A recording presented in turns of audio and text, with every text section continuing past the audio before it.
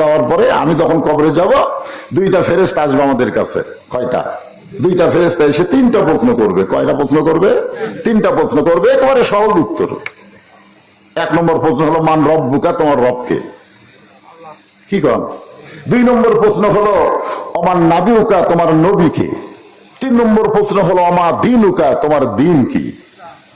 উত্তর দেওয়া মাত্রই আর কোনো খবরই নাই, চলে নিয়ে যাবে ইল্লিন নামক জান্নাতের বাগানে। সুবহানাল্লাহ। আর যদি দিবার না পারে, এটা হিন্দু, বৌদ্ধ, খ্রিস্টান, ইহুদি এদের ব্যাপারে এরকম কথা বলা যায়, উত্তর দিবার পারবে না, কিন্তু আমরা পারবো না, এটা একটা কথা হলো? পারবেন না? কি মনে হয়? এই যে কবরে মাটি দেওয়ার পরে চলে আসার সাথে সাথে ওই দুই ফেরেশতা চলে আসবে। আমরা আজকে মায়ের জন্য দোয়া করব, আল্লাহ যেন তার কবরের সওয়ালগুলো উত্তর সহজ করে দেয়। জোরে কোন আমিন। এটা কঠিন জায়গা ওইটা ভাই, অন্ধকার কবর উত্তর দেওয়ার সময়। সময়ের থাকলে অবশ্যই আলোচনা হবে, তবে সেই কথা বলতে যে একটু মনোযোগ দিয়ে শোনেন। আল্লাহ বললেন, জিবরাইল আমি তোমাকে জান্নাত দেখার সুযোগ দেব, কিন্তু থাকার সময় দেব না। ফেরেশতা জিবরাইল বললেন, আমার অপরাধ কি? আমি কি অপরাধ করছি যে আমাকে জান্নাত দেখবার দেবেন, থাকবার দেবেন না? আল্লাহ বললেন, তোমার অপরাধ হলো তুমি আমার বান্দা না। তুমি আমার কি না? বান্দা না। জান্নাত বানাইছি কার জন্য? ফাদখুলি ফি ইবাদি ওয়াদখুলি জান্নাতি। আল্লাহর বান্দা বান্দি ছাড়া জান্নাতে কেউ থাকতে পারবে না। জান্নাতে থাকার শর্ত হলো বান্দা বান্দি হওয়া লাগবে। কি হওয়া লাগবে? বান্দা বান্দি। এই বান্দা বান্দি কার মধ্যে হবে? আল্লাহ কোরআনে বলেন, ওয়ামা খালাকতুল জিন্না ওয়াল ইনসা ইল্লা লিয়াবুদুন। আল্লাহর বান্দা বান্দি হতে পারবে দুইটা দলের মধ্যে, একটা হলো ইনসান আর একটা হলো জিন। জিন আর ইনসান। ফেরেশতা আসার মধ্যে ফেরেশতা নাই। এই জিন আর ইনসানকে আল্লাহ বান্দাবান্দির জন্য সৃষ্টি করেছেন। তাহলে আমরা কার মধ্যে পড়ছি? জিন না ইনসান? সঙ্গে সঙ্গে জিবরাইল বলে, আল্লাহ ফেরেশতা না হইয়া, ফেরেশতার সর্দার না হইয়া মানুষ যদি হতে পারতাম, তাহলে আমার জীবন ধন্য হয়ে যেত। খুশি না বেজার? আমরা অনেক সময় বলি না, লোকটা ফেরেশতার মতো। অনেকে খুশি হয় যে একবারে আমার ফেরেশতার সাথে তুলনা করলো রে। যদি আপনারা বলেন পলকটা মেম্বরের মতো, পলক যদি মেম্বরের সাথে তুলনা করেন, পলক খুশি হবে? কারণ আমি একটা মন্ত্রী, আর আমার তুলনা করলো মেম্বরের সাথে। কেউ যদি বলে ডিসিটা পিয়নের মতন, ডিসি খুশি হবে না রাগ করবে? তো মানুষকে ফেরেশতার সঙ্গে তুলনা করলে মানুষের প্রমোশন হয় না, বরং ডিমোশন হয়। কারণ মানুষ ফেরেশতার চাইতে কোটি কোটি গুণ বেশি দামি আল্লাহর কাছে। সুবহানাল্লাহ। যার প্রমাণ হলো আমাদের বাবা, আমাদেরকে মাটির আদমকে আল্লাহ সৃষ্টি করিয়া ঘোষণা করিলেন আল্লাহ শ্রেষ্ঠ বলিয়া। তাই নূরের ফেরেশতা করে আদমকে সেজদা, সবার চেয়ে দিলেন মাটির মানুষকে সম্মান। লাকাদ খালাকনাল ইনসানা ফি আহসানি তাকবীর। দেখছেন, এই মানুষ সৃষ্টির কথা বলতে যায় আল্লাহ কয়টা শপথ করছেন? আঙ্গুলের দিকে তাকান, কয়টা? মানুষের কথা বলবার আগেই আল্লাহ 4 বার শপথ করছেন। এমন একটা সৃষ্টি আমরা, যে সৃষ্টির কথা আল্লাহ বলতে গিয়ে শপথ করছেন 4টা। আমরা যখন কোনো দামি কথা বলি মানুষকে বিশ্বাস করানোর জন্য, তার আগে শপথ করি না? আল্লাহর শপথ করে বলতেছি, আল্লাহর শপথ, আল্লাহর শপথ, আল্লাহর শপথ। তখন লোকটা বলবে, না রে ইয়া মিথ্যা কথা কবি না। একবার শপথ করলেই মানুষ বিশ্বাস করে, আর সেখানে যদি 4 বার করা হয়, আর শপথটা করতেছেন কে? স্বয়ং আল্লাহ। কি করতেছেন? অতীন ওয়াজাইতুন ওয়াতুরি সিনিন ওয়াহাজাল বালাদিল আমিন। কয়টা শপথ হলো? 4টা। এরপরে বললেন লাকাদ খালাকনাল ইনসানা ফি আহসানি তাকবীর। ফেরেশতা জিবরাইল বলতেছে, আল্লাহ আল্লাহ থাকার জায়গা যদি নাই থাকে, দেখার সুযোগ যখন পাইছি, এই সুযোগ আমি হাতছাড়া করবো না। আল্লাহ বলেন, জিবরাইল তাহলে দেখো। মানুষ হেঁটে হেঁটে দেখে অনেক লোক মোটর সাইকেল নিয়ে চড়ায়, মোটর সাইকেলের মধ্যে চড়ে বিলের মধ্যে দেখে না। আবার অনেক লোক টাকা বেশি থাকলে গাড়ি চড়ে, কেউ আবার এরোপ্লেনে চড়ে, হেলিকপ্টারে চড়ে। যতই যানবাহন আপনি চড়েন, আলোর চাইতে বেশি গতি কিন্তু নাই। আর জিবরাইলকে আল্লাহ 600 পাখা দেওয়ার কারণে তার গতি হলো আলোর চাইতে কোটি কোটি গুণ বেশি। আল্লাহ কয়শো পাখা দিছে? 600 পাখা। একবার নবী বললেন, জিবরাইল আরশ থেকে, আল্লাহর কাছ থেকে, লহে মাহফুজ থেকে কোরআন শরীফ নিয়ে আমি নবীর কাছে যখন রওনা দাও, তোমার কত সময় লাগে? কোথায় আরশ? লহে মাহফুজ। কোরআন শরীফ কোথায় ছিল? লাউহিল মাহফুজ। তো এখান থেকে আসতে আমি নবীর কাছে কত সময় লাগে? আল্লাহ রাসূল এই কথা শুনে জিবরাইল বলতেছে, হুজুর আপনি চোখ বন্ধ করবেন আর খুলবেন, এর বেশি সময় লাগবে না। তাহলে জিবরাইলের গতি কম না বেশি? কত বেশি দেখছেন? সেই গতি নিয়ে জান্নাত দেখার জন্য রওনা দিলেন। এই দুনিয়ার কোন কিতাবে লেখছে 1 সপ্তাহ, কোন কিতাবে লেখছে 1 বছর পর্যন্ত জান্নাত দেখলেন। এই দুনিয়ার 1 বছর পর্যন্ত জান্নাত দেখার পরে জান্নাতের সীমানা পাইলেন না। জান্নাতের সীমানা না পাইয়া জিবরাইল বলতেছে, আল্লাহ এত বড় জান্নাত বানাইছেন, এত উড়ে উড়ে দেখতেছি, তারপরেও জান্নাত শেষ হয়ে গেল না, আরো কত বড় জান্নাত? আল্লাহ বলেন, জিবরাইল জান্নাত যদি হয় 16 আনা, তুমি সবে মাত্র দেখছো তার 1 আনা। ফেরেশতা জিবরাইল বলতেছে, আর দেখবো না। আল্লাহ বলে, দেখবো না কেন? জিবরাইল বলতেছে, পরের জায়গা আমার দেখা লাভ কি? পরের জায়গা, পরের জমি, ঘর বানায় আমি রই, আমি কিন্তু জমির মালিক নই। কার জায়গা? জায়গা কার? জমিদারের ইচ্ছা মতন দিই না জমিন চাষ, তাই তো ফসল ফলে না রে দুঃখ 12 মাস। আমি খাজনা পাতি সবই দিলাম, তবু জমিন হয় যে নিলাম, দুঃখের কথা কারে কই? পরের জায়গা, পরের জমি, ঘর বানায়া আমি রই। জমিদার আমাদের আল্লাহ যেভাবে জমিন চাষ করতে বলেছেন, আমরা সেভাবে চাষ না করে যদি কবরে যাই তাহলে বিপদ আছে। আর যদি আবার ঠিক থাকে, আর দুনিয়া মাজরাতুল আখিরা, দুনিয়া হচ্ছে আখিরাতের আবাদযোগ্য একটা জায়গা।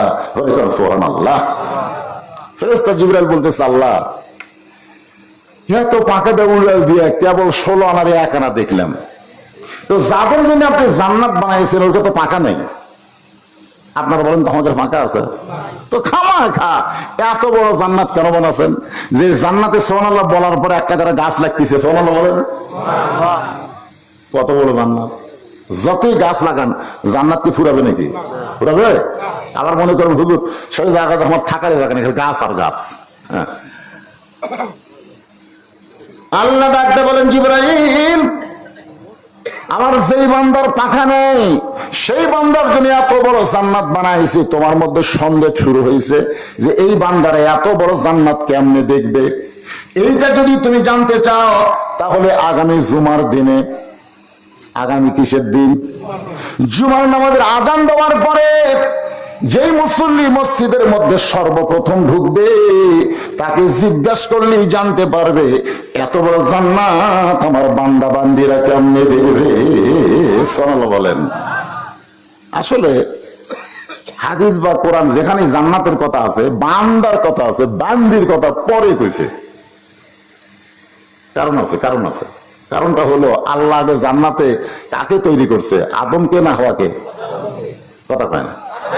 হ্যাঁ, এই জন্য মেয়ে মানুষের জানাজায় লোক হওয়ার দরকার নেই।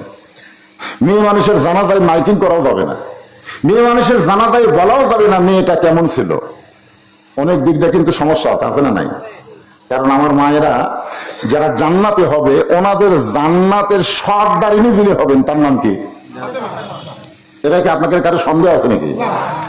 প্রত্যেক জুমার সানি খুতবায় ইমাম সাহেব আপনাকে শুনাই দিচ্ছে, আরবিতে বলে হয়তো বুঝবার পারেন না। আপনাদের ইমাম সাহেব কি সানি খুতবায়, সানি খুতবা মানে প্রত্যেক জুমার দ্বিতীয় খুতবায় কিন্তু বলে, আপনারা শোনেন, সাইয়্যিদাতুন নিসায়ে আহলুল জান্নাহ ফাতেমাতুজ যোহরা, জান্নাতে নারীদের যিনি নেত্রী হবেন তার নাম হলো ফাতেমাতুজ যোহরা। হ্যাঁ, আপনারা বলেন তো উনি যে জান্নাতে নারীদের নেত্রী হয়েছিল খালি নবীর মেয়ে হওয়ার কারণে, আপনাদের কি ধারণা? নবীর মেয়ে হওয়ার কারণে হয়তো জান্নাতের নেত্রী হয়েছে, তা কিন্তু না। আল্লাহ নবী বলতেন, ফাতেমা, নবীর মেয়ে হওয়ার কারণে তুমি জান্নাতি, এইটা কখনোই চিন্তা করবা না। জান্নাতে যদি যাবার চাও তাহলে জান্নাতের আমল করে তোমাকে জান্নাতে যেতে হবে। সঙ্গে সঙ্গে ফাতেমা বলে, বাবা তাহলে কি আমল করলে জান্নাতে যাওয়া যাবে? আল্লাহ রাসূল বলেন, বেশি আমল করা লাগবে না, মাত্র 4টা আমল করবা। 1 নম্বর আমল হলো নামাজ, 5 ওয়াক্ত নামাজ। পুরুষেরা মসজিদে জামাতে নামাজ পড়ে, আর ওয়াক্তের মধ্যে মেয়েরা বাড়িতে নামাজ পড়বে। আল্লাহর নবীর হাদিসের ব্যাখ্যায় বলা হয়েছে, পুরুষেরা মসজিদে নামাজ পড়ে যেমন সওয়াব পাবে, নারীরা বাড়িতে নামাজ পড়লে তেমন সওয়াব আল্লাহ তাকে দিয়ে দিবে।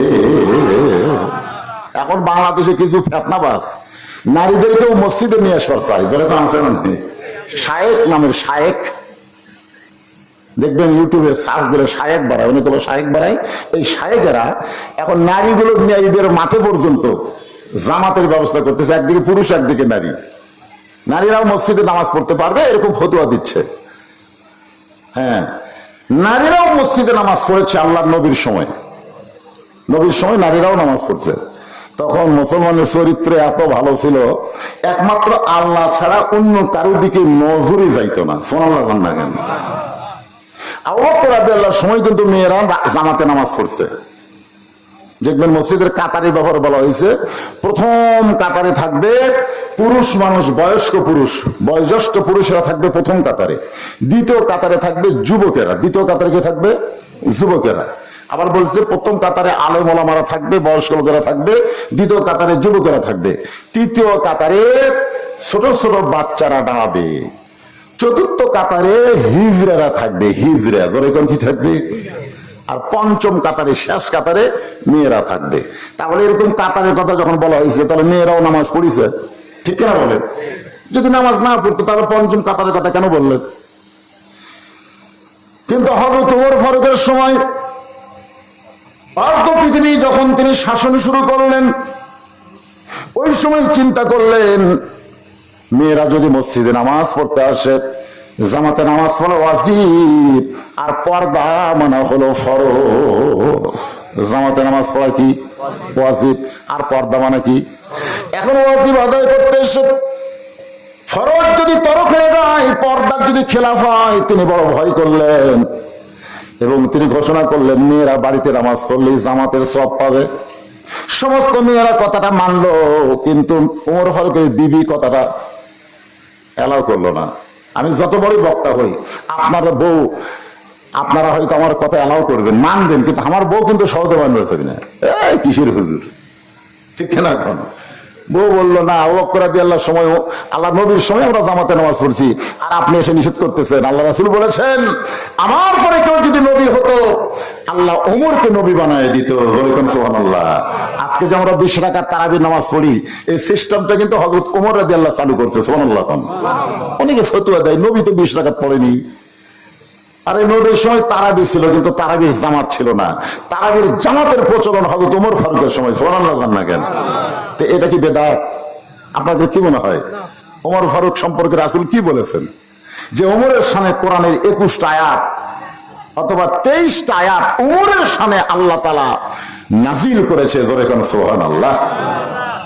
তো বউ বলতেছেন, আমি জামাতে নামাজ পড়বই। ওমর ফারুক বললেন, সবাই মানবে, বউটা মানবে না, কেমন হলো? এশার নামাজে একটু আগে হযরত ওমর বাড়ি থেকে বের হয়ে গেছে, একটা গাছের আড়ালে লুকিয়ে আছে। ইতিমধ্যে হযরত ওমর ফারুকের বউ বোরকা টোরকা পরে মসজিদে জামাত পড়তে যাচ্ছেন। কি পড়তে যাচ্ছেন? জামাতের নামাজ পড়তে যাচ্ছেন। ওমর ফারুকের একটু অন্ধকার হয়েছে, তো এশার নামাজ, দৌড়ে এসে বউকে চাপে ধরে ছেড়ে দিছে, ছেড়ে দিয়ে চলে গেছে। বউ আর মসজিদে যায়নি, বাড়িতে এসে ওমর ফারুক নামাজ শেষ করেছে, বললেন, কে গো, জামাতে যাওনি? না ভাই ভালো, না ভাই ভালো। কি না কিছু না, না ভাই ভালো। চাপা খাচ্ছে ওটার কর ভরা, চাপাটা দিছে কে? স্বামী বউরে চাপা দিছে। হ্যাঁ, একটু মনোযোগ দিয়ে শুনবেন। আমি মা বোনদের জন্য এই জামাতে নামাজকে নিরুৎসাহিত করলাম, বরং নামাজের কথা গুরুত্ব দিলাম। নামাজ হলো 1 নম্বর ইবাদত মেয়েদের জন্য। আমাদের জন্য তো 1 নম্বরই, কিন্তু মেয়েদের যে 4টা আমল, আমাকে কি 4 আমল, আমাকে বহু আমল। কি আমল করা লাগবে? ইন্নালিল্লাহ দিয়া আজকে আমি আপনাদের সামনে আলোচনা করব। মেয়েদের 2 নম্বর আমল হলো রমজান মাসে রোজা। রমজান মাসে রোজা রাখতে হবে। 3 নম্বর আমল হলো স্বামীর কথা মতো চলা লাগবে। স্বামীর কথা মতো চলতে হবে, স্বামীর মনে কষ্ট দেওয়া যাবে না। আল্লাহ রাসূল ফাতেমার ঘরে আসলেন। ফাতেমা মাথা নিচু করে, মুখটা কালো করে দাঁড়িয়ে আছে। রাসূল বলেন, ফাতেমা মনে হয় তোমার কষ্ট, কিছু বলতে চাও? ফাতেমা বলে, বাবা বলে কোনো লাভ নেই। মদিনার কত ধনী ধনী যুবক আমাকে বিয়ে করতে চাইছিল, কিন্তু আপনি তাদের সঙ্গে বিয়ে না দিয়া এমন একটা গরিবের সঙ্গে আমার বিয়ে দিলেন, যার সঙ্গে সংসার করে আমার জীবনে কোনো শান্তি নাই। সঙ্গে সঙ্গে রাসূল বললেন, ফাতেমা আমি তোমাকে আলীর সঙ্গে বিয়ে দেই নাই, বরং আল্লাহ তাআলা হুকুম করেছে, ও ফাতেমা আল্লাহ ছাড়া কাউকে যদি সিজদা করার হুকুম থাকে তাহলে আমি তোমাকে হুকুম করতাম আলীর পায়ে সিজদা করো। এ কথাটা নবী ফাতেমাকে বুঝাই দিলেন।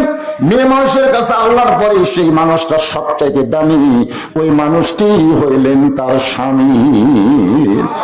এই জন্য স্বামীর কথা মতো চলা লাগবে। 4 নম্বর যে কথাটা সেটা হলো পর্দা। পর্দা, এই পর্দা মোতাবেক যদি মেয়েরা চলে, আর কোন আমলের দরকার, যেরকম দরকার হজের কথা নাই, যাকাতের কথা নাই, এগুলো কোনো কথাই নেই। 4 আমলে 8 জান্নাত। আলহামদুলিল্লাহ, যে বান্দির আমরা জানাজা করলাম, উনি যদি 4টি আমল পাকাপোক্ত ভাবে করে যায়, ইনশাআল্লাহ তার জান্নাতের ব্যাপারে কোনো সন্দেহ নাই। আল্লাহ কবুল করুক, যেরকম আমিন। আগামী জুমার দিনে মসজিদ যখন আজান হবে, আজান দেওয়ার সঙ্গে সঙ্গে যেই মুসল্লি মসজিদে পা দিবে, তাকে জিজ্ঞাসা করলেই জানতে পারবে এত বড় জান্নাত আমার বান্দারা কেমনে দেখবে। এ কথার দ্বারা আল্লাহ বান্দার দাম কমালো না বাড়ালো? আগামী জুমার দিনে আজান দেওয়ার সাথে সাথে আপনার মসজিদে যাবেন? আজকের খবর কি পড়ছেন? কিন্তু আজানের গুরুত্ব খুবই কম। 5 ওয়াক্ত নামাজের আজান দেওয়ার সাথে সাথে মসজিদে যাওয়া লাগবে না, জামাত ধরলি হলো। যেরকম কথা ঠিক কিনা? জুমার নামাজের আজানের গুরুত্ব বেশি, নামাজের চাইতে আজানের গুরুত্ব বেশি। দেখেন আল্লাহ কোরআনে বলতেছেন, ইজানু দিয়ালিস সালাতি মিন ইয়াউমিল জুমআ ফাসআউ ইলা যিকরিল্লাহ। ফাসআউ মানে শব্দের অর্থ হলো হাঁটাও না, দৌড়াও না, এত জোরে মসজিদে যাওয়া লাগবে। হুকুম কার? আরো জোরে বলেন, হুকুম আল্লাহ। আমি যে কথা বলতেছিলাম যে এই যে সুবহানাল্লাহ, আলহামদুলিল্লাহ, এগুলো আল্লাহর তাসবিহ, আল্লাহর প্রশংসা, আমাদের করতে কোনো আপত্তি নাই। তাহলে আমরা প্রশংসা করলাম কার? আল্লাহ। এখন যদি প্রশ্ন করা হয় আমরা কেন করব, আল্লাহর প্রশংসা করার বহু কারণ, তার মধ্যে আমি প্রধানত 3টা কারণ খুঁজে পেয়েছি। প্রধানত কারণ 3টা, সে 3টা বলতেছি। 1 নম্বর কারণ হলো আল্লাহ বলিদা ঘাটের মধ্যে আমাদেরকে মুসলমানের ঘরে কবুল করেছে। যেরকম সুবহানাল্লাহ, হরিণা, বলিদা ঘাটি, এগুলোর নাম কিন্তু মুসলমান নাম না, জায়গার নাম হলো হিন্দু নাম। যেরকম কি নাম? কিন্তু আমরা কি হিন্দুর ঘরত না মুসলমানের ঘরত? কথা কয় না রে বা। আজকে কি সিস্টেম হলো দেখছেন? কি সুন্দর আমরা জানাজা করলাম, আর হিন্দু হলেই শ্মশানত দিয়ে যায় লাগারে দিয়ে মুখে আগুন দে নাকি কোন একটা মানুষকে পুড়িয়া সারখার করে দেয়, ছাই করে দেয়। এটা করতেই কেমন লাগে, দেখতেও কেমন লাগে। আর আমাদের মুসলমানের সিস্টেমটা কত সুন্দর। আল্লাহ, কি খুশি হবে যার। যদি হিন্দুর ঘরে জন্ম নিতেন তাহলে কি করতেন? একটু মনোযোগ দিয়ে শুনবেন, যে আল্লাহ হিন্দু বৌদ্ধ খ্রিস্টানদের ঘরে না পাঠাইয়া মুসলমানের ঘরে আমাদের কবুল করলেন, এই জন্য আল্লাহর শুকরিয়া কম না বেশি? আল্লাহ রে আল্লাহ, আমরা সবাই জন্মগত মুসলমান, মুসলমানের ঘরে জন্ম নিছি পারে। জন্মগত যারা মুসলমান তাদের কোনো টেনশন নাই, কিন্তু অন্য ধর্মে জন্ম নিয়ে মুসলমান হয়ে মরা খুবই কঠিন। যার প্রমাণ হলো নবীর চাচা আবু তালেব। আপনারা বলেন তো, যিনি নবীকে বাবার দয়া দিয়ে লালন পালন করছে তার নাম কি? আবু তালেব। আবু তালেব কাফের না মুসলমান? আচ্ছা, কাফের নাম মুসলমান রাখা যাবে? যাবে? আবু লাহাবের নাম কেউ আপনার খুঁজে পাবেন আপনাদের গোটা এলাকায়? আবু লাহাব নামে কোনো ব্যক্তি আছে? আবু লাহাবও নবীর চাচা, আবার আবু তালেবও নবীর চাচা। আবু লাহাবও কাফের, আবু তালেবও কাফের। আবু তালেব নাম বহু আছে, আছে না নাই? জোরে আছে না নাই? আপনাকে এলাকাতে দেখবেন আবু তালেব আছে, আছে না নাই? কিন্তু আবু লাহাব, আবু জাহেল নেই। আবু জাহেলও কাফের, আবু লাহাবও কাফের, আবু তালেবও কাফের। কিন্তু ওই 2 কাফেরের নাম খুঁজে পাওয়া যায় না। আরে আবু তালেব কাফেরের নাম মাঝে মধ্যে আছে, ব্যাপার কি? কারণ হলো আল্লাহ নবী বলেছেন, মায়ের পেট থেকে আমি এতিম হয়েছি, কিন্তু দুনিয়াতে আসার পরে এতিম ছিলাম না। আমার চাচা আবু তালেব আমাকে এমন ভাবে লালন পালন করেছে, আমার যে বাবা নাই এটা কোনোদিন আমি বুঝতে পারিনি। সে আবু তালেব মৃত্যুর বিছানায় যখন শুয়ে গেছে, আল্লাহ নবী বলতেছে, চাচা আমাকে এত দরদ করে আপনি লালন পালন করলেন, আপনি জাহান্নামের আগুনে পড়েন এটা আমি চাই না, বরং শুধু একটা বার আপনি বলেন লা ইলাহা ইল্লাল্লাহ মুহাম্মাদুর রাসূলুল্লাহ, আমি নবী ওয়াদা করতেছি আপনার হাত ধরে জান্নাতে পৌঁছায়া দিব। আবু তালেব বললেন, বাজান মরে যখন যাচ্ছি বাপ দাদার ধর্ম ছাড়বো না। এখান থেকে প্রমাণ হলো অন্য ধর্মে জন্ম নিয়ে মুসলমান হয়ে মরা কঠিন, আর মুসলমানের মধ্যে জন্ম নিয়ে মুসলমান হয়ে তার জন্য মরা সহজ। এই যে আল্লাহ আমাদের জন্য সহজ বিধান রাখলেন, খুশি না বেজার? এই জন্য জবান করলে সমস্যরে সকল আল্লাহর প্রশংসা করছি, আলহামদুলিল্লাহ। আল্লাহর প্রশংসা করার 2 নম্বর কারণ হলো আমাদের কপালে এত ভালো। আমি মাঝে মধ্যে ড্রেসিং টেবিলের সামনে গিয়ে আমার চেহারা দেখে কপালে এরকম হাত দিয়ে সময় খাই। এইটা আমার একটা ছোট মেয়ে দেখছে, যে তার মাকে বলতেছে আব্বা মনে হয় পাগল হয়ে গেছে, নিজের কপালে হাত দেওয়ার সময় খায়। আমার বউ বলে, কেবল এই ব্যায়াম কবে থেকে ধরলো? নিজের কপালে হাত দিয়ে সময় খান, তার মানে বলে সময় খাওয়ার কারণ হলো আমার মতন কপাল ভালো কে আছে? বলে আপনার কপাল ভালো কেমনে? এখন বিশ্ব নবীর উম্মত হওয়ার কারণে। বিশ্বনবীর উম্মত হওয়ার কারণে আমার কপালে এত ভালো, হাসরের ময়দানে সবাই যখন টেনশন করবে আর আমাদের নবী আমাদেরকে জান্নাতে নিয়ে যাওয়ার চিন্তায় ব্যস্ত থাকবে। জোরে বলেন সুবহানাল্লাহ। এমন একজন নবী পাইছি যে নবী জান্নাতে যাওয়ার জন্য চিন্তা করবে না, জান্নাতে আমাদেরকে নিয়ে নেওয়ার জন্য চিন্তা করবে। একেবারে খুশি না বেজার বেলা? তো সুবহানাল্লাহ আসতে কোন আছে না আমার মুক্তার, আছে না আমার বারিস্টার, সেই বিচারের হাইকোর্টেতে তিনি আমায় করবেন পার, আমি পাপী রাসূল জাবিন্দার। আল্লাহ রাসূল বলেছেন, আমার একটা উম্মত, একজন, সব না, আমার একটা উম্মত যতক্ষণ জান্নাতের বাহিরে থাকবে, আমি রাসূল ততক্ষণ জান্নাতের মধ্যে ঢুকবো না। খুশি না বেজার? তাহলে এমন নবীর উম্মত হওয়ার কারণে আমরা শুকরিয়া আদায় করবো কার? আর 3 নম্বর যে কোরআন থেকে আপনারা আলোচনা শুনবেন, আজকের সাবজেক্ট হলো ইন্না লিল্লাহি ওয়া ইন্না ইলাইহি রাজিউন। এই মেয়েটা মরার খবর শুনে আপনারা প্রথম কি কইছেন? এবারে আপনার কম নেই। আমি এখানে এসে যখনই শুনলাম যে সভাপতি সাহেবের স্ত্রী মারা গেছে, আমি সঙ্গে সঙ্গে বললাম ইন্না লিল্লাহ ইন্না লিল্লাহ। কিন্তু আমি তো কেন কইলাম, আমি তো নিজেই চিন্তা পড়ে গেলাম। আসলে কি মানুষ মরার পর ইন্না লিল্লাহ বলা লাগবে? এইরকম কি কোনো বিধান আছে? না না না, এইরকম কি কোনো বিধান আছে? যে আমার বাচ্চা বললো যে দুঃসংবাদ শুনলে ইন্না লিল্লাহ বলা লাগে, দুঃসংবাদ। তো মানুষ মরা কি সুসংবাদ না দুঃসংবাদ? হ্যাঁ, দুঃসংবাদ। আসলে একটা গান গাই, দেখেন তো কি কিছু বুঝতে পারেন নাকি? কোন বনেরই পাখি তুমি আইলা রে কোন বনে, আবার কোন বনেতে যাইতে হবে পড়ছে নাকি মনে। মিন শারিল ওয়াসওয়াসিল খান্নাস, ভিতরে শয়তান বলে চল বাড়ি যাই, আপনি যখন বাড়ির দিকে যাবেন 2 কান্দে 2 ফেরেশতা বলবে, কে রে পাগলা? হ্যাঁ, কত সুন্দর কথা কোরআন থেকে বক্তারা বলতিছে। আর ওইটা না শুনতে যে বাড়ি যাচ্ছি, ওই বাড়িতে কি তুই থাকতে পারবি? তুই তো প্রত্যেকটা ধাপে ধাপে তোর হায়াতকে অতিক্রম করে তুই মৃত্যুর দিকে হাঁটতেছিস। জোরে কোন কথা ঠিক কিনা? আমি আপনি যেটাই যাই না কেন, আমার হায়াত কি কমতিছে না বাড়তিছে? ছোটবেলা একটা গান শুনতাম, এখন তো সেরকম গান হয় না। সবাই বলে বয়স বাড়ে, আমি বলি কমে রে। আপনারা বলেন তো আমার বয়স বাড়তিছে না কমতিছে? মানে যে বয়স নিয়ে আমি দুনিয়াতে আইছি, আজকে একদিন আমার সেখান থেকে কমে গেল, আজকে রাত আমার হায়াত থেকে কমে গেল। প্রত্যেকটা পরতে পরতে আমাদের হায়াত কমতেছে, আমরা মৃত্যুর দিকে অগ্রসর হচ্ছি। এখন মানুষ মরাটা দুঃসংবাদ না সুসংবাদ মুসলমান হিসেবে আমাদের জানার দরকার আছে না নাই? আল্লাহ কিন্তু কোরআনে বললেন ইজা, মানে যখন আসাবাতহুম মুসিবা, তোমাদের উপরে বিপদ আপদ মুসিবত আসবে, অলু, তখন তোমরা বলবে ইন্না লিল্লাহি ওয়া ইন্না ইলাইহি রাজিউন। বিপদ আপদ মুসিবত আসলে যে আয়াত পড়ার হুকুম আল্লাহ করেছেন, আর মরে যাওয়ার পর আমরা কেন এইটা পড়ি? আমি বহু আলেমকে বলছি, এমনকি আমার যিনি ওস্তাদ শেরপুর আলিয়া মাদ্রাসার প্রিন্সিপাল, ওনাকে বলেছিলাম, হুজুর এই যে মানুষ মরে গেলে আমরা ইন্না লিল্লাহ কই, এটা কোরআন হাদিসের কোন জায়গাতে আছে যে বলা লাগবে? তো আমার ওস্তাদ বলতেছে, একদিন পর তোর এই প্রশ্ন কেন? আমরা হইয়াহিনি পড়ে আসতেছি, সবাই পড়ে, আমরাও পড়ি। এইরকম কথা বললে তো হবে না। আমরা আগে থেকে শবে বরাত পালন করে আসতেছি, এখন আসে বলতেছি শবে বরাতের রাত যে জাগবে ব্যবসাখানার কাটানোর চাইতেও খারাপ, ব্যবসাখানা থাকলেও নাকি আর চাইতে ভালো।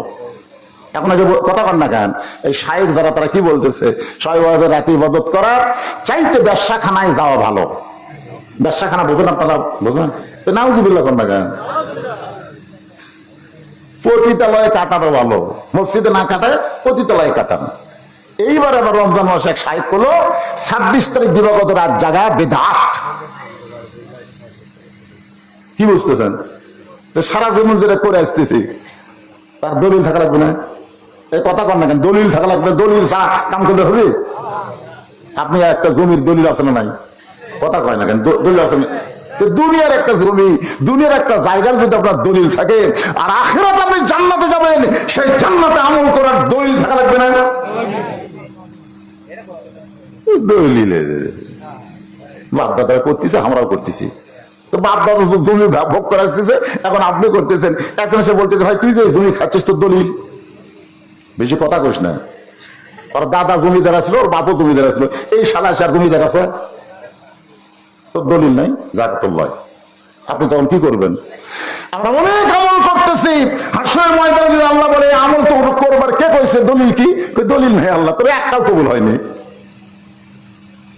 আমি আমার হুজুরকে বললাম, হুজুর মানুষ মরার খবর শুনে যে ইন্না লিল্লাহি আমরা পড়ি, এই পড়ার দলিল কি? কোরআনে যে দলিল পাচ্ছি, এটা হলো বিপদ আপদ মুসিবতের সময় আল্লাহ বলেছেন, ক্বালু, তোমরা বলো ইন্না লিল্লাহি ওয়া ইন্না ইলাইহি রাজিউন। আমার হুজুর বলতেছে, বাদান এগুলো দলিল বুঝে সবাই পায়, আমিও কই। আসলে কি সবাই বললে আমরা বলবো? আমাদের জানার অধিকার আছে না? দরকার আছে। আজকে এখানে একটা জানাজা হলো দেখি তো, এ ওয়াজ আমার 38 বছর ওয়াজের জীবনে আমি কোনোদিন জানাজা করে সেটা তো ওয়াজ করছি, আজকে প্রথম। আপনাদের কোনোদিন হয়েছে যে জানাজা করে ওয়াজ শুনছেন? কথা কর না কেন? তাহলে একটা নতুন অভিজ্ঞতা হলো না আমাদের। এই নিজের ভাইরা, এটা তোমরা ফলাও করে প্রচার করবো, হুজুর মাঠে জানাজা করে তারপরে টেজে আসলো। আমি তো আমার জীবনে একটা প্রথম জিনিস পেলাম, আগে জানাজা হলো, তারপর আবার ওয়াজ হচ্ছে। বাস্তব কথাগুলো আমি আপনাদের সামনে বলতেছি ভাইজান, বহু ওয়াজ জীবনে শুনবেন, আজকে একটু মনোযোগ দিয়ে কথাগুলো শুনবেন। রাজি আছেন সবাই? তো আমাদের এক মা মারা গেল, আমাদের একজন বাবা মারা গেল, আমাদের একজন ভাই মরে গেল, আমাদের একজন বোন মরে গেল। মরার কথা শুনেই আমরা বিপদের আয়াত করলাম, ইন্না লিল্লাহি ইন্না ইলাইহি। আসলে মুসলমান মরা বিপদ না, সুসংবাদ। এটা আমাদের জানা লাগবে তো, যে আমি তো আয়াতে কারিমা তেলাওয়াত করলাম, যারা মুসলমান হয়ে মারা যাবে তাদের কোনো ভয় নাই, তাদের কোনো চিন্তা নাই। মরার সঙ্গে সঙ্গে আল্লাহর জান্নাতের দরজা তাদের জন্য খুলে ধরা হবে। সুবহানাল্লাহ। কবরে যাইতে দেরি হবে, কিন্তু তাদের জান্নাতে ঢুকতে দেরি হবে না। এখন আপনারা বলেন, মরাটা খুশির খবর না কষ্টের খবর? তাহলে খুশির খবর শুনে এই বিপদের আয়াত আমরা কেন বললাম? অনেকে এখন চিন্তায় পড়ে গেছেন, গোলক ধাঁধায় পড়ে গেছেন, মনে মনে ভাবতেছেন যে মরাটাই হলো সব চাইতে বড় বিপদ। আসলে বিপদ, মরাটা হলো সবচাইতে বড় বিপদ। কার জন্যে? এই মরাটা হলো সবচাইতে বড় বিপদ কার জন্যে? যে নামাজ পড়েনি, যে রোজা করেনি, যে আল্লাহর কোনো হুকুম মানেনি, ওই বদমাইশের জন্য মরাটা হলো সবচাইতে বড় বিপদ। কারণ মরার সাথে সাথে তোর আযাব শুরু হবে। কথা বল না কেন?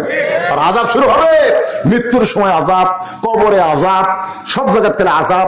এই যে সুদ খাচ্ছে, ঘুষ খাচ্ছে, টাকার পাহাড় জমাইছে, কবরে যাওয়ার সাথে সাথে বিষাক্ত সাপ এসে সাইজ করবে। জোরে করে কথা ঠিক কিনা? একটা গান আছে ছোটবেলায় শুনছি, যদি ফুলগুলো হয় অভিমানে ঝরে যায়, আমি মালা গেথে বলো কারে পরাবো, সে যে কেন এলো না কিছু ভালো লাগে না, কবরে আসুক তারে আমি মজা দেখাবো। এই কবরে মজা আছে না নাই? কার জন্যে? এখন যদি আপনার বলেন হুজুর আমাকে জন্য, তাহলে ইসলাম ওটা হিন্দুতে, এই ইসলাম ওটা হিন্দুতে, মুসলমান ওটা কাফের, তাই গোলে মালে আলু করলে হবে না।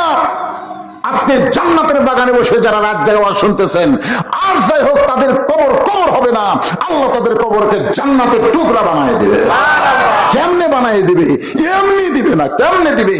এইটা মুসলমানের বাচ্চা হিসেবে আমাদের জানার অধিকার আছে না নাই? অধিকার আছেন নাই?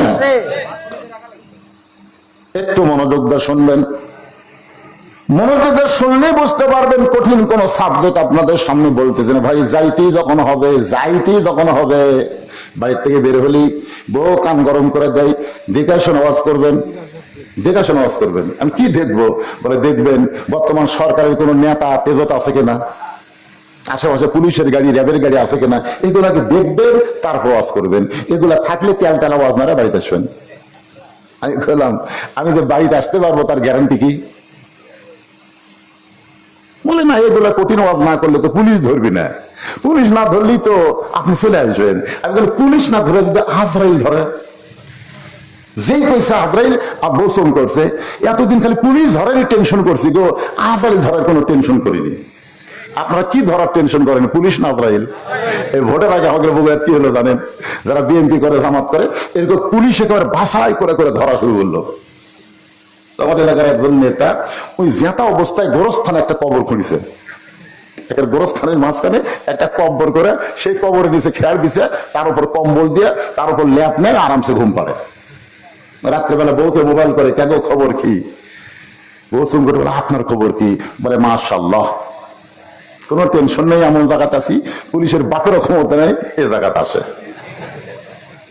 বউ বলতেছে তারও ভালো থাকেন।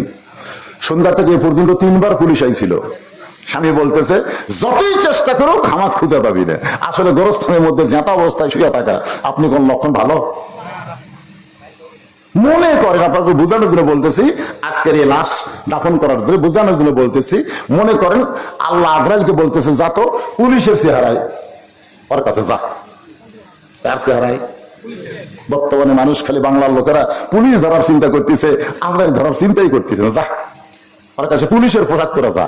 তো আজরাইল পুলিশের পোশাক পরে ওই গোরস্থানে যায়, বলতে ভাই মাথা বাড়ি করে বলে এই জায়গার তো খবর কে দিল?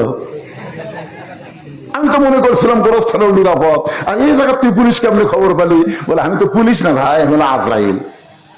তখন কান্দে রইল, ভাই রে বর্তমান বাংলাদেশে পুলিশ ধরার ভয়ে আজরাইল যে ধরবে এইটা আমাদের মনেই নেই। আজ মা দুনিয়ার থেকে বিদায় নিল, এরপর আপনাদের মনে কি কয়? যে কোনো সময় ধরবার পারে? কথা কোন ধরবার পারে? তো কারা কারা ঈশা নামাজ পড়েননি জানেন না? যারা বলতেছেন যে কোনো সময় ধরবার পারে, এই কথা বলার পরে যদি ঈশার নামাজ না পড়েন তাহলে আপনি মনে হয় খুব জাননেওয়ালা আছেন যে ফজর বন্ধু আমি বাঁচবো। ফজর পর্যন্ত বাঁচার কোনো গ্যারান্টি আছে? তাহলে ঈশার নামাজও পড়লেন না, ফজর আগেও মরে গেলেন, তখন আমরা হুজুরা জানাজা দিয়ে দোয়া করতেছি আল্লাহ আল্লাহ কয় তোর চোখের পানি সাগর বানা, আমার রহমতের দরিয়ায় জোশ মারবে না। কারণ যার নামাজ নাই তার ঈমান নাই। যে ব্যক্তি নামাজ বাদ দিয়ে কবর আইছে ওই বেঈমান হয়ে গোরস্থানে আইছে করে কোনো কথা ঠিক না। ওর কান্দা জানাজা দিয়ে কোনো লাভ হবে না। ওই ঈশার নামাজ পড়ে ফজর আগে মারা যাইতো, ওর জানাজা না থাকলেও ওর নামাজ আদায়ের কারণে আমি আল্লাহর জান্নাত দিয়ে দিত। নাম দিয়েছেন গোরস্থান এবং মসজিদ। এখন বলেন গোরস্থানের সাথে মসজিদের সম্পর্ক আছে না নাই? যেরকম আছে না নাই? কি সম্পর্ক? মসজিদের ঈশার নামাজ আদায় হবে, যে কোনো সময় আমাদের মৃত্যু হবে। এই মৃত্যুটা যদি মুসলমান হয়ে মরতে চাই একটু মনোযোগ দিবেন। মৃত্যু কিন্তু কঠিন বিষয় না। মরার খবর শুনলেই আমরা ইন্না লিল্লাহ পড়ি। আসলে মৃত্যুটা যদি মুসলমানের মৃত্যু হয়, ওই ব্যক্তির কবরে যাওয়ার আগে আল্লাহ তার রুহুটাকে ইল্লিন নামক জান্নাতের বাগানে রাইখা দিবে। কবরে আবার রুহুটা ফেরত দিবে। ওই রুহু তার দেহের মধ্যে ঢোকানোর পরে তাকে আবার জীবিত করা হবে। মুনকির নাকির তাকে 3টা প্রশ্ন করবে। 1 নম্বর প্রশ্ন হলো মান রব্বুকা, তোমার রবকে। যে প্রশ্ন করবে তোমার রবকে, আপনার অনেকে বলতেছেন হুজুর প্রশ্ন করা মাত্রই উত্তর দিব আল্লাহ, প্রশ্ন করলে উত্তর দিব আল্লাহ। আপনি উত্তর দিবার পারলে উত্তর দিবেন না, উত্তর দেওয়াটা আপনার জন্য বিপদের কারণ হয়ে যাবে। কারণ যেই ব্যক্তি নামাজ নিয়ে কবরে গেছে তাকে নতুন করে রবের উত্তর দেওয়া লাগবে না। মসজিদে ঢোকার সাথে সাথেই ওই লোকটা নিয়ত করার পরেই বলেছে আলহামদুলিল্লাহি রাব্বিল। রুকুতে যখন গেছে তখনই বলেছে সুবহান রাব্বিয়াল আযীম। আবার সিজদায় যখন গেল তখন বলল সুবহান রাব্বিয়াল আলা। দুনিয়ায় এতবার রব রব করে যে দুনিয়া থেকে কবরে গেছে, তাকে রবের উত্তর নিজে দেওয়া লাগবে না, নামাজ তার পক্ষে উত্তর দিয়ে দিবে। আল্লাহ বলে মুনকির নাকির যে নামাজ নিয়ে কবরের মধ্যে আইছে সে রবের উত্তর হয়ে গেছে। এখন আপনারা বলেন নামাজ ছাড়া কবর যাবেন না? মাশাআল্লাহ, একমাত্র নামাজ, একমাত্র নামাজ। ইন্নাস সালাতা তানহা আনিল ফাহশাই ওয়াল মুনকার। একমাত্র নামাজই পারে মানুষকে যাবতীয় খারাপি থেকে বাঁচাই দিতে। আজকে আমাদের সেই নামাজের দরকার আছে না নাই? আর 2 নম্বর হলো আমার দিনুকা, তোমার দিন কি। বুখারী শরীফের একটা হাদিস পড়ি, তারপরে দিন সম্পর্কে 3টা প্রশ্নের উত্তর ইন্না লিল্লাহ বিষয় নিয়ে আলোচনা হবে। মুনকির নাকির প্রশ্ন করবে আমার নবীকা, তোমার নবীকে। তারপরে প্রশ্ন করবে আমার দিনুকা, তোমার দিন কি। এই দিন সম্পর্কে যখন প্রশ্ন করবে, আল্লাহ নবী বলেছেন মা হাদান ইয়াদখুলুল জান্নাত ইউহিব্বু ইয়ারজি ইলা দুনিয়া ওয়া লাহু মা'আল আরদি মিন শাইইন ইল্লা শাহীদুন ইয়াতামান্না আন ইয়ারজি ইলা দুনিয়া ফায়ুক্তাল 10 মাররাতান লিমা ইয়ারা মিনাল কারামাতি। রাওয়াহুল বুখারী কিতাবুল মাগাজি। আপনারা বলেন তো, মুয়াজ্জিন সাহেব যখন মসজিদে আযান দেয়, এই আযান দেওয়ার সাথে সাথে মসজিদে যাওয়া শুধু বাপের জন্যই ফরজ? নামাজ আদায় করা খালি বাপের জন্য ফরজ না ছেলের জন্য? আমার দিন ওটা খুব খেয়াল করবেন। আপনি যে এশার নামাজ মসজিদে আদায় করলেন, আলহামদুলিল্লাহ, আদায় করার পরে রাতের খাবার খাচ্ছেন না? খান কি খান না? কথা বল। আপনার জোহরের নামাজ পড়ে দুপুরের খাওয়া খাবেন, আর এশার নামাজ পড়ে রাতের খাওয়া খাবেন। এই নিয়ম করবেন, এশার নামাজ রাখবেন, রাতের খাওয়া খাবো না। জোহর নামাজ আদায় না করলে আমি দুপুরে খাবো না। আপনার কাছে খাওয়া আগে না নামাজ আগে? এটা একটা নির্ধারিত রুটিন করে নেবেন। তা আপনি এশার নামাজ পড়ে যায় বাড়িতে খাবার বিছনায় আপনি বলতেছেন বাবু, মানে আপনার ছেলেকে আদর করে আপনি ডাকেন বাবু আসো ভাত খাই। আপনার ছেলে 22 বছরের ছেলে, আপনার ডাক দেওয়ার সাথে সাথে আপনার কাছে এসে ভাত খাওয়ার বসলো। আপনার বউ আপনাকে ভাত দিচ্ছে, আপনিও ভাত খাচ্ছেন।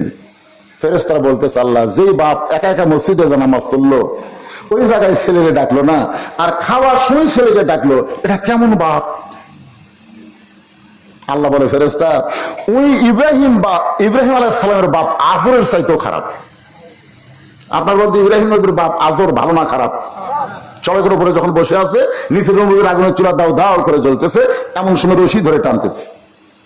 বাবা ছেলেকে আগুনের মধ্যে ফেলে দেওয়ার জন্য রশি ধরে টানতেছে।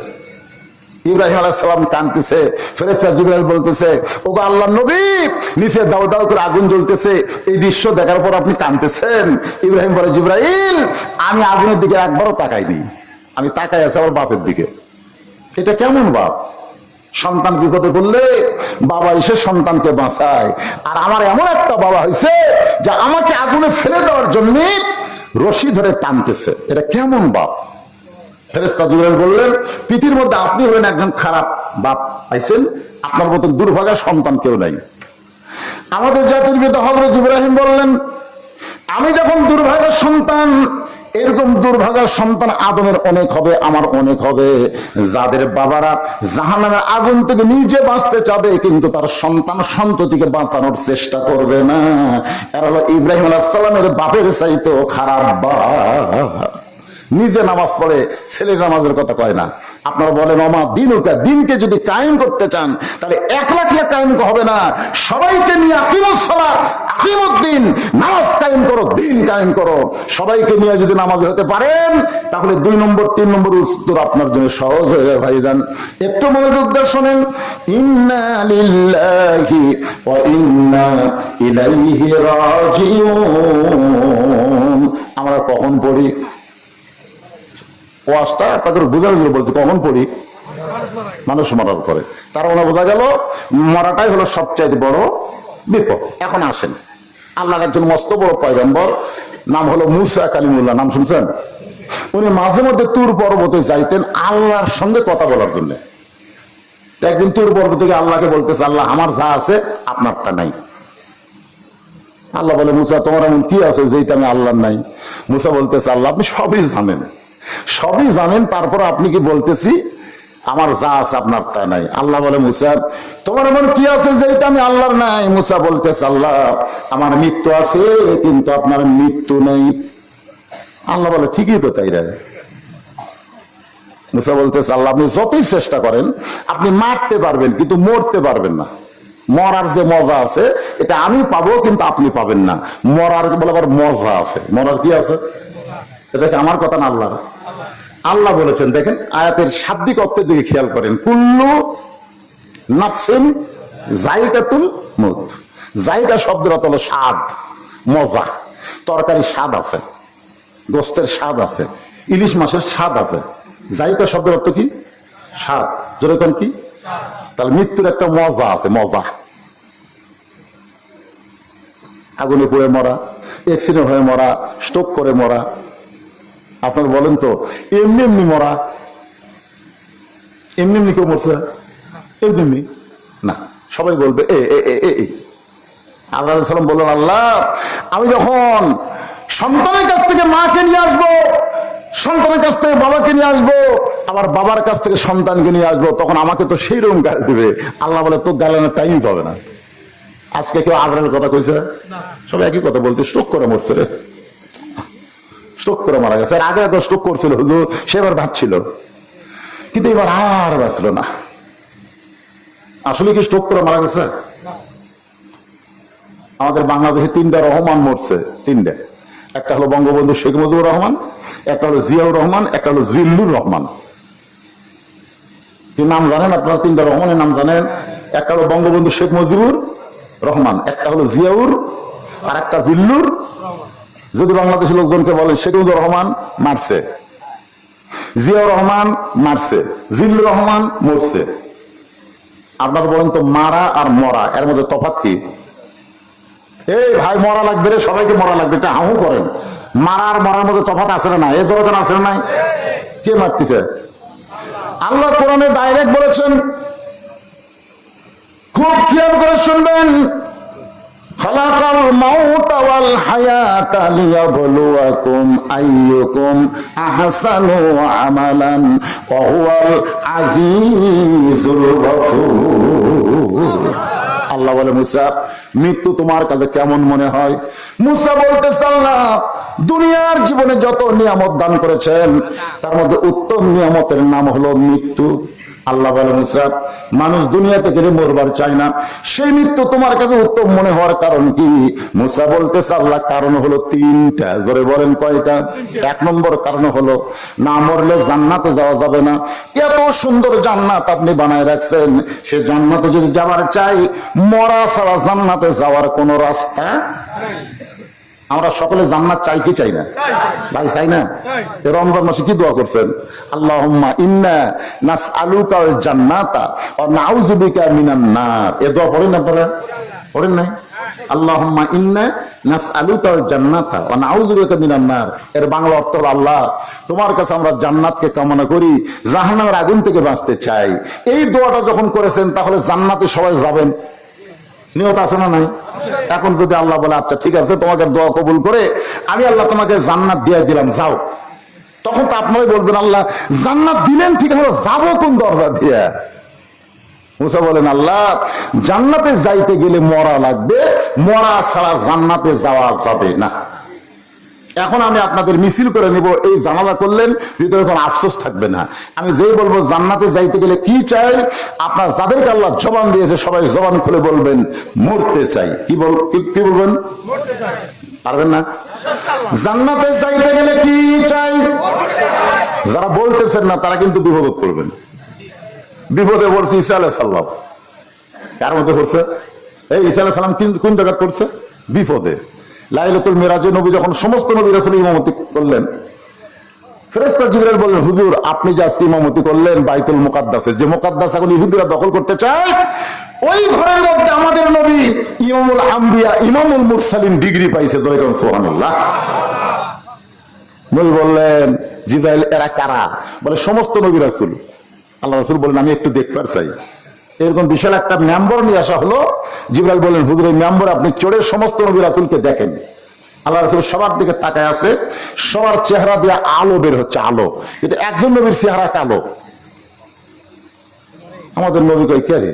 সব নবীর চেহারা আলো, ওটার আবার কালো কেন? নবী ডাক দিলেন, ভাই আপনার চেহারায় কোনো আলো নাই, কালো, আপনার নাম কি? বলে আমার নাম ঈসা আলাইহিস সালাম। তাহলে সমস্ত নবীর চেহারায় আলো, আপনার চেহারা কালো, কারণ কি? ঈসা বলতেছে সমস্ত নবী রাসূল জান্নাত থেকে আপনার পিছনে নামাজ পড়তে আইছে, কিন্তু আমি জান্নাত থেকে আসতে পারি নাই। নবী বলেন, আপনি জান্নাত থেকে কেন আসতে পারলেন না? ঈসা বলতেছে এখন পর্যন্ত আমার মৃত্যু হয় নাই, আমি জান্নাতে কেমনে যাব? এখান থেকে প্রমাণ হলো জান্নাতে যাইতে গেলে মরা। একেবারে এই সহজ কথাটা আপনার বলবেন না? বলবেন? তারপর আমি যে বলবো জান্নাতে যাইতে গেলে কি চাই, সবাই জবান করে বলবেন মরতে চাই। জান্নাতে যাইতে গেলে কি চাই? আল্লাহ আপনি সব দেখতেছেন। আল্লাহ কে আসতে বলে, কে জোরে বলে, যাই জোরে বলবে তার মৃত্যুটা যেন জান্নাতের জন্য হয়। আর যারা আস্তে আস্তে ম্যান করে বলবি, ওই কবরের যে পিটন খায় তারপরে জান্নাতে যায়। এইবার দিকে তো গলা খাঁকারে দেন। জান্নাতে যাইতে গেলে কি চাই?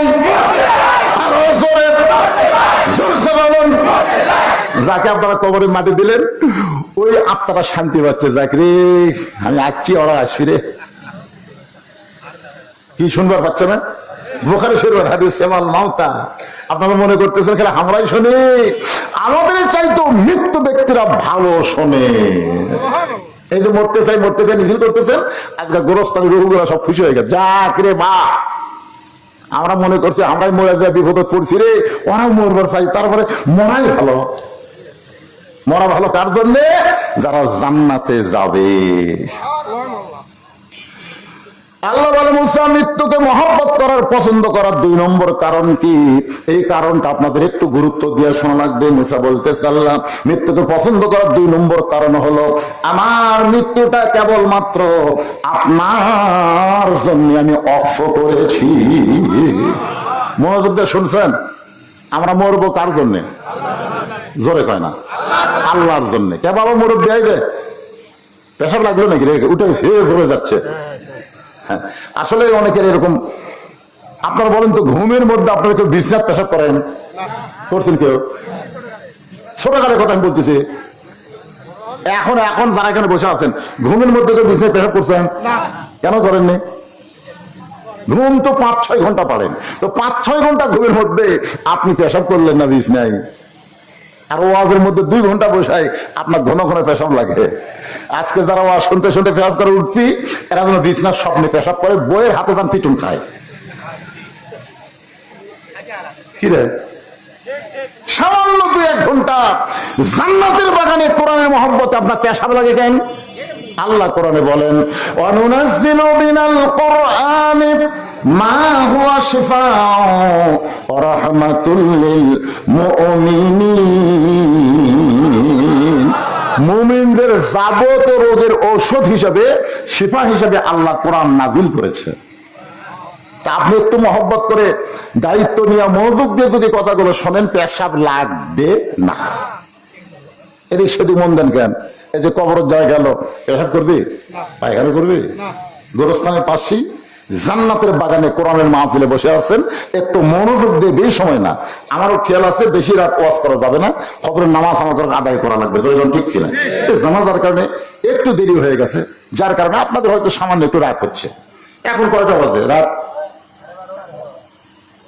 12:30 বেজে গেছে। আচ্ছা, এত রাত হইতো এই খেয়ালই করিনি, এখনই শুরু করতে 12:30 বেজে গেল। যাক ভাই, একটু শোনেন মনোযোগ দিয়ে। তাহলে আমরা 2 নম্বর মুসা আলাইহিস সালাম মৃত্যুকে পছন্দ করার কারণ হলো মরবো কার জন্য? সবাই বলেন মরা তো লাগবি রে। বইয়ের জন্য মরবেন, প্রেমিকার জন্য মরবেন, নেতার জন্য মরবেন, নেতার জন্য জীবন দেব। শালা পাগলা রে, তুই মরে দেখ, নেতা তোর করে খোঁজ নিবি না। হ্যাঁ, একজন নেতার কথা বলতে পারেন, যেই নেতা হলেন আমাদের নেতা মুহাম্মাদুর রাসূলুল্লাহ। হ্যাঁ, সাইয়্যিদুল আম্বিয়া, সাইয়্যিদুল মুরসালিন। দুরূদের মধ্যে আমরা বলি আল্লাহুম্মা সাল্লি আলা সাইয়্যিদিনা, সাইয়্যিদিনা, সাইয়্যিদিনা মানে আমাদের নেতা। ওই নবীর জন্য যদি জীবন দেন, ওই নেতার জন্য যদি জীবন দেন, ওই জীবনটা আল্লাহর জন্যই দেওয়া হবে।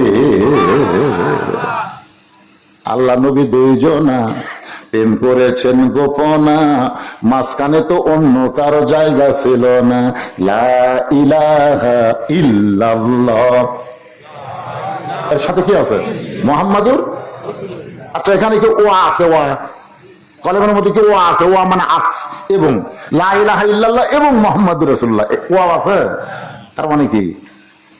আতিউল্লাহ ওয়া আতিউর রাসূল, কুল ইন কুনতুম তুহিব্বুনাল্লাহ ফাত্তাবিউনি।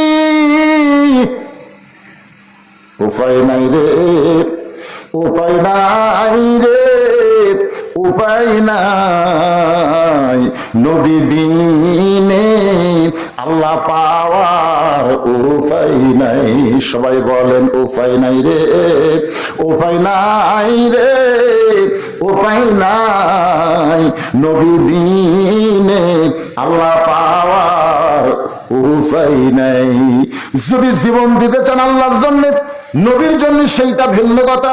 রাসূল বলেছেন লা ইউমিনু আহাদুকুম হাত্তা কুনা হাব্বা ইলাইহি মিন নাফসিহি। তুমি যতক্ষণ পর্যন্ত প্রকৃত মুমিন হতে পারবে না, যতক্ষণ পর্যন্ত নিজের জীবনের চাইতে আল্লাহ রাসূলকে বেশি মহব্বত না করবে। একটু মনোযোগ দিবেন। আমরা মরবো আল্লাহর জন্যে, মরবো নবীর জন্যে। আল্লাহ আমাদের সকলের মৃত্যুকে কবুল করুক, জোরে গান আমিন। মুসা বলতেছে আল্লাহ মৃত্যুকে পছন্দ করার 2 নম্বর কারণ হলো আমার মৃত্যুটা আপনার জন্য অফ করেছি। সঙ্গে সঙ্গে আল্লাহর কুদরতি মুখে হাসি ফুটে গেছে। আপনার বলেন তো, আল্লাহর মুখ আছে না নাই? আল্লাহর হাত আছে না নাই? আল্লাহর চোখ আছে না নাই? আল্লাহর কান আছে না নাই? যখন আল্লাহ বলতেছেন সামিউম বাসির, আমি শ্রবণকারী এবং আমি দর্শনকারী, আমি দেখি এবং শুনি। আপনার বলেন শোনার যন্ত্রের নাম কি? কান। দেখার জিনিসের নাম কি? চোখ। আল্লাহ বলতেছেন তাবারাকাল্লাযী বিয়াদিহিল মুলক, গোটা পৃথিবীর রাজত্ব কর্তৃত্ব আমার হাতের উপরে। তার মানে আল্লাহর হাত আছে না নাই? এ কথা আছে না নাই? আছে। আল্লাহর মুখ আছে, আল্লাহ কথা বলে। আল্লাহর চোখ আছে, আল্লাহ দেখে। মুসা নবী শুনতে পায়, আল্লাহর কুদরতি মুখে হাসি ফুটে গেছে। মুসা নবী কিন্তু আল্লাহকে দেখতে পায় নাই, কিন্তু শুনতে পেয়েছে। আপনি যদি ঢাকার কোনো বন্ধুর সঙ্গে মোবাইলে কথা বলেন, বাটন মোবাইলে, ওই বন্ধু মোবাইল করতে করতে যদি কান্দে, আপনি এই বলে দেখারি থেকে বুঝতে পারবেন আমার বন্ধু কাঁদতেছে। যদি বন্ধু হাসে, তাহলেও কিন্তু আপনি বুঝতে পারবেন যে আমার বন্ধু হাসতেছে। আল্লাহর কুদরতি মুখে হাসি ফুটে গেছে। মুসা বলে আল্লাহ আপনি হাসেন কেন? আল্লাহ বলে হাসার কারণ হলো, মুসা রে তুমি বড় চালাক, আমার জন্য যারা মরবে, আমার জন্য মৃত্যুকে যারা অক্ষ করে দিবে, আমি আল্লাহ বলতেছি তাদের মৃত্যু নাই, তারা চির অমর হয়ে থাকবে। কত বড় সুন্দর কথা! আল্লাহর জন্য যারা জীবন দেবে তাদের মৃত্যুই নাই। এটা কি আমার কথা না আল্লাহর কথা? আল্লাহ কোরআনে বললেন ওয়ালা তাকুলু লিমান ইউকতালু ফি সাবিলিল্লাহি আমওয়াতুন বাল আহইয়াউ ওয়ালাকিন লা তাশউরুন। আপনারা আল্লাহর জন্য কারা কারা মরবার চান? আল্লাহকে তো হাত দেখেন। আল্লাহ হাত ধরে দেখো। আল্লাহ কে কে হাত তোলেনি রে? আল্লাহ যারা হাত তোলেনি, আল্লাহ তারকে মৃত্যু তোমার উপর ছাড়া দিলাম। কিন্তু যারা তুলেছে আল্লাহ এই হাতগুলো, তাদের তোমার জন্য মৃত্যু কবুল করো, জোরে কোন আমিন। আপনার আল্লাহর জন্য যদি মরবার চাই, আল্লাহ যা বলছে এটা মানার দরকার আছে না নাই? কথা কান না কেন? হাত তুলে বললাম আল্লাহ তোমার জন্য মরবার চাই। যেরকম এক স্বামী জমিতে আবাদ করে, হাল চাষ নিয়ে গেছে। হাল চাষ বলুন, তাকে গরুতে হাল বলতো, নাঙ্গলে চাষ করতেছে। বউ আবার বাচ্চা কাচ্চা নাই, তা নিজেই স্বামীর সকালবেলার খাওয়া পান্তা ভাত। আমাকে এলাকায় সকালের খাওয়া কৃষকের পান্তা ভাত। কি ভাত?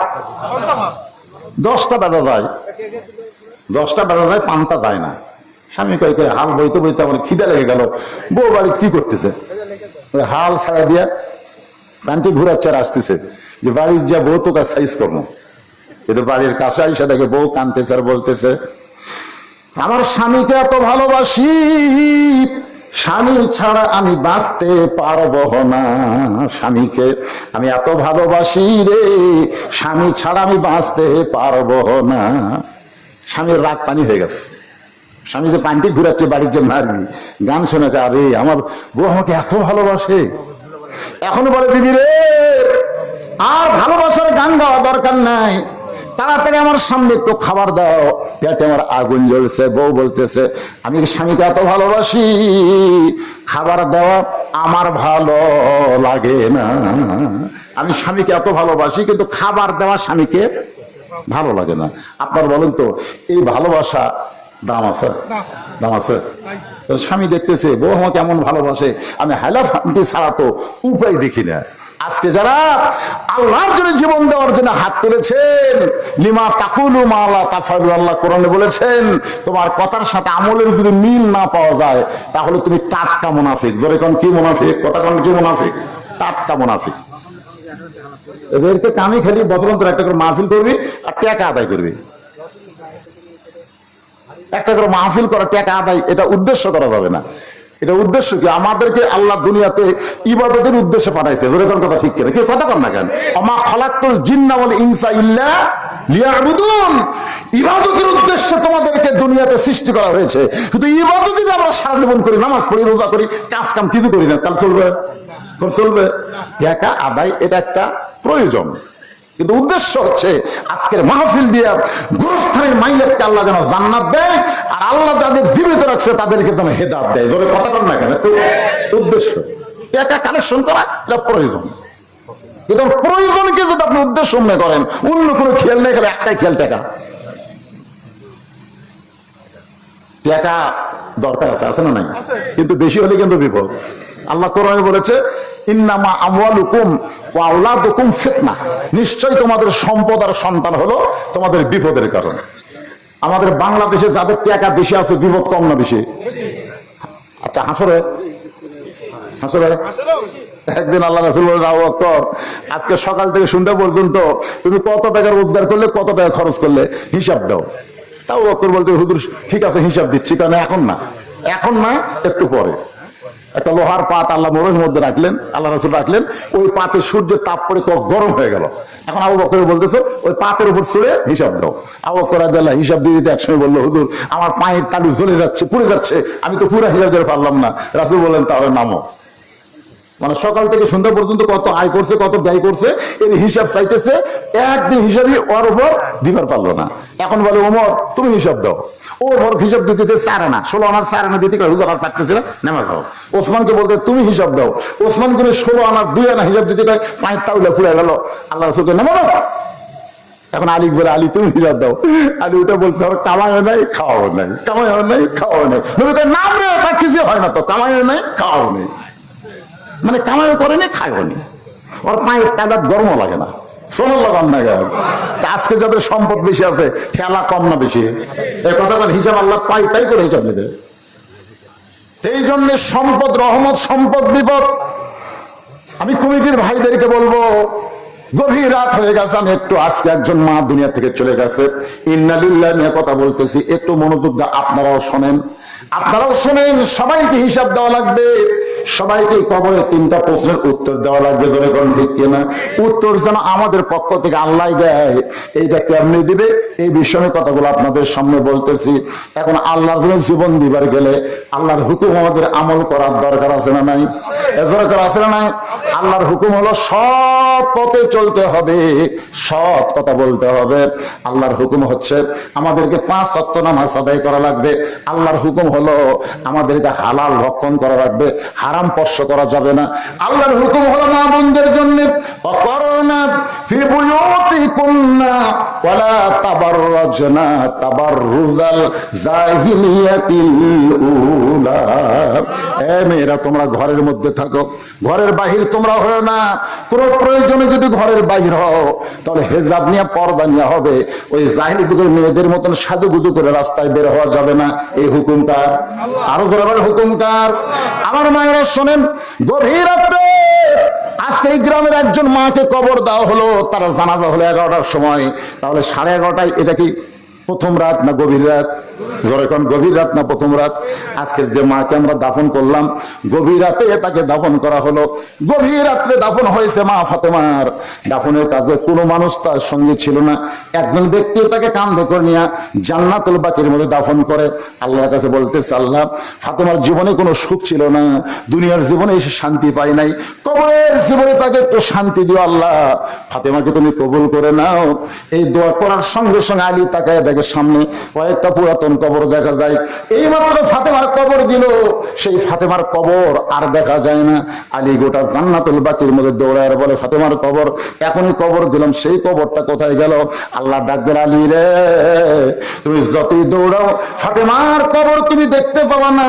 তুমি নিজে দাফন করে তোমার কাছ থেকে কবর হারিয়ে গেল। শুনে নাও, ফাতেমা পর্দানিশী, আমি আল্লাহ জহুরা ডিগ্রি দিয়া ফাতেমার কবরটাকে কিয়ামত পর্যন্ত পর্দা করে দিয়েছি। তাহলে পর্দা মানে কার হুকুম? এটা জীবিত অবস্থায়, মরার পর। আপনাকে এলাকায় মেয়ে মানুষ মরে গেলে কয় কাপড় দেয়? হ্যাঁ, আজকে যে দাফন করান হয়নি, কয় কাপড়? আচ্ছা, মরার পরে যদি মেয়েকে 5 কাপড় দেওয়া হয়, আচ্ছা মেয়ে মানুষের খাট নিয়ে আবার কি দিয়ে ঢাকে? চাদর দিয়ে ঢাকে না? 5 কাপড় দেওয়ার পরেও আবার খাটনি কেন ঢাকলেন? কথা কয় না, পর্দা। তার মানে বোঝা গেল মেয়ে মানুষের শুধু 5 কাপড় দিয়ে হয় না, তার লাশটা পর্যন্ত ঢাকা থাকা লাগে পর্দা। তো মরার পরে যদি এত পর্দা করা লাগে, বাঁচা অবস্থায় পর্দা কম না বেশি? মরার পরে শয়তানি নিয়ত করে কেউ তাকায়? কথা কর না কেন? একটা মহিলা মারা গেলে তার ভিতরে শয়তানি নিয়তে কেউ তাকায়? তো কেউ শয়তানি নিয়তে তাকাবে না। ওই সময় যদি 5 কাপড় দিয়ে লাশটা চাদর দিয়ে ঢাকা রাখা লাগে, আর জীবিত অবস্থায় যুবতী মেয়েদেরকে সবাই শয়তানের চোখে তাকায়, ওই সময় মেয়েদেরকে কয়টা কাপড় পরা লাগবে? ইসলামের নিয়ম আছে না নাই? জোরে আছে না? কথা বল না কেন? কার হুকুম? আমি মা বোনদের জন্য বলতেছি, আপনাদের আল্লাহর হুকুম, পর্দা যদি ঠিক মতো আমল না করেন, 5 কাপড় না 50 কাপড় দিয়েও যদি কবরে নামানো হয়, কোনো লাভ হবে না। জোরে কথা ঠিক কিনা? আমলের সম্পর্ক জীবিত অবস্থায়, মরার পরে। আমলের সম্পর্ক কার সাথে? জীবিত অবস্থায় আল্লাহর সাথে। আমার মায়েদের কথা বলে এখন ওই যুবকদের বলবো, বাজান, আল্লাহর জন্য যারা জীবন দেব, আল্লাহর হুকুম মানতে হবে। আল্লাহর হুকুম হলো 5 ওয়াক্ত নামাজ। আল্লাহর জন্য জীবন দেওয়া মানে বাতিলের বিরুদ্ধে লড়াই করা লাগবে। যেমন ফিলিস্তিনের মুসলমান আল্লাহর জন্য জীবন দিচ্ছে, আল্লাহর জন্য জীবন যারা দিবে তাদের মৃত্যু হবে না। আল্লাহর জীবন দেওয়া আল্লাহ থেকে চিরস্থায়ী অমরত্ব দান করে দিবে। আল্লাহ বলে, মুসা, মৃত্যুকে পছন্দ করার 3 নম্বর কারণ কি? মুসা বলতেছে, আল্লাহ মৃত্যুকে পছন্দ করার 3 নম্বর কারণ, এটা বলি শেষের ভাই, এটা বলি না, এটা বলি ইন্না লিল্লাহি ওয়া শেষ। একটু মনোযোগ দেন, আমি একটা গান গাইতো, দেখেন বুঝতে পারেন নাকি? চলতে পথে 2 দিন থামিলাম, যাবার কালে একজনারও দেখা না পাইলাম। ও আমার সাদের মালা যাই রে ছিঁড়ে, রইব না আর বেশি দিন তোদের মাজারে। যিনি যে মাইয়াত মারা গেল, তার সন্তান আছে না নাই? স্বামী আছে না নাই? তারা হয়তো বাপ মাও থাকতে পারে। বাপ মা আছে জীবিত না মারা গেছে? যাই হোক, বাপ মা মারা গেছে, তার সন্তান আছে, স্বামী আছে, ভাই আছে, আছে না নাই? আপনারা বলেন তো, সাথে কে গেছে? চলতে পথে দেখেন, মুসা আলাইহিস সালাম মৃত্যুকে পছন্দ করার 3 নম্বর কারণ বলতেছি। কারণ বলার আগে একটা গান গাইলাম, একটু বোঝার জন্য, সহজ করার জন্য। চলতে পথে আমরা কয়দিন? এ ভাই, দুনিয়ার জীবনকে তো আখিরাতের তুলনায় 2 দিনের বেশি না। মাস্তানি মারতেছেন কি হনুরে? কিছুই না। যাবার কালে একজনারও দেখা না পাইলাম, সহায় সম্পত্তি সব থুয়ে আজকে অন্ধকার কবরে চলে গেছে।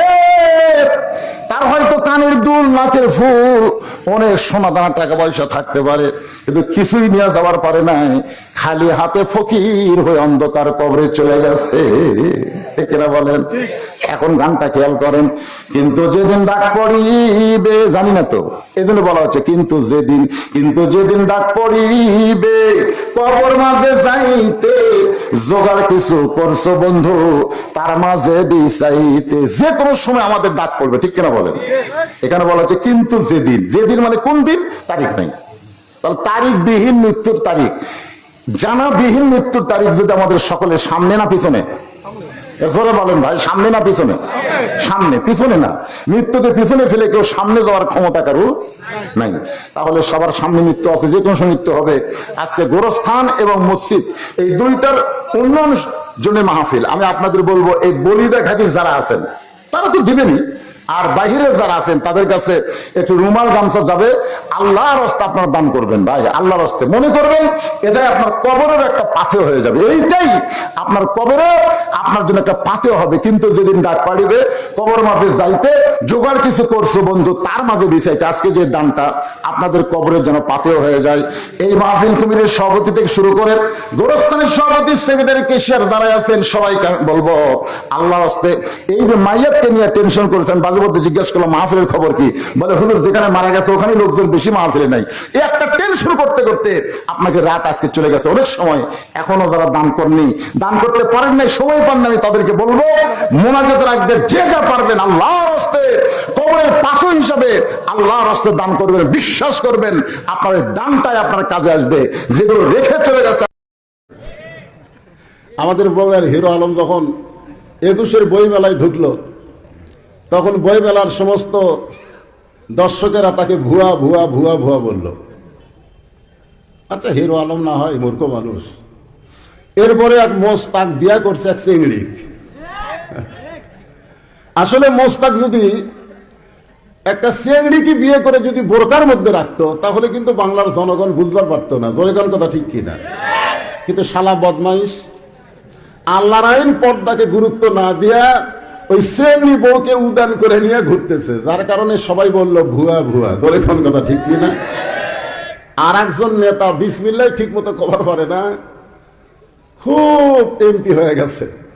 ও যখন বই মেলায় গেল তখনও জনগণ ভুয়া ভুয়া কইল। জনগণ কথা ঠিক কিনা? আজকে আমরা ভুয়া ভুয়া বলবো, আমার কথা না আল্লাহর কথা। ইসলাম ধর্ম ছাড়া যত ধর্ম আছে সমস্ত ধর্ম হলো মাশাআল্লাহ। আল্লাহ আমাদের ভুয়া ধর্মে না পাঠায়া আসল ধর্মে কবুল করেছেন, এই জন্য প্রশংসা করবো কার?